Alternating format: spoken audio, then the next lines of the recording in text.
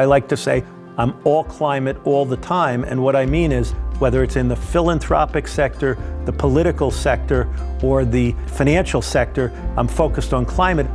I'm proud to be part of a growing group of people who's trying to integrate across all three of those sectors.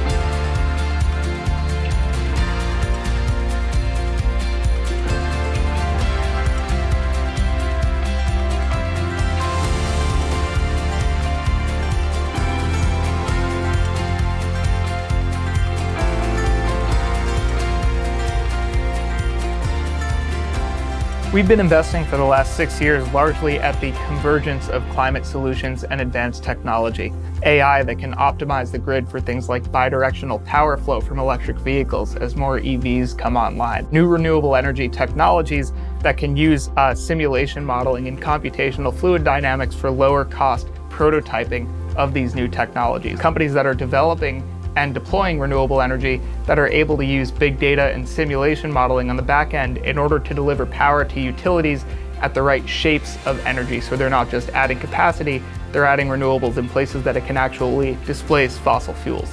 We invested in a company called Monarch Tractor. Monarch Tractor is like the Tesla for farm tractors. They're not just an electric tractor, but it's also self-driving optional, and it can collect data that can inform sustainable agricultural practices at farms throughout the world.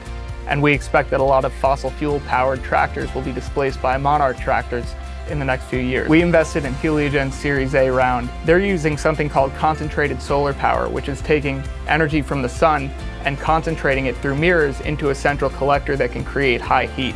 The sun is moving constantly.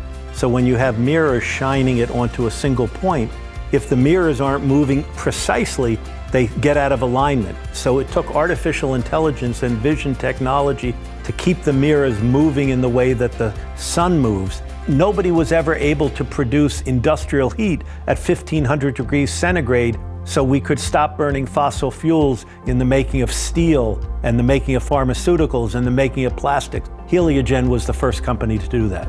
We're moving into a new paradigm where there's a lot of metals that are out there from waste products.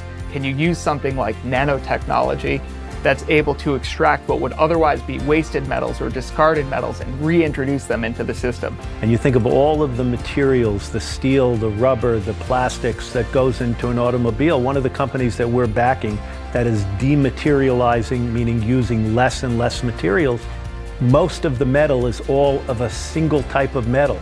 And at the end of 3 years or 5 years, instead of putting the car in a junkyard, you can take all that metal, melt it down, and reuse it on the next. That's an example of a kind of sustainability and life cycle thinking that we need to have more of. We're not the Pied Piper, we're not the only one investing, but we're part of a vanguard that's totally focused on climate.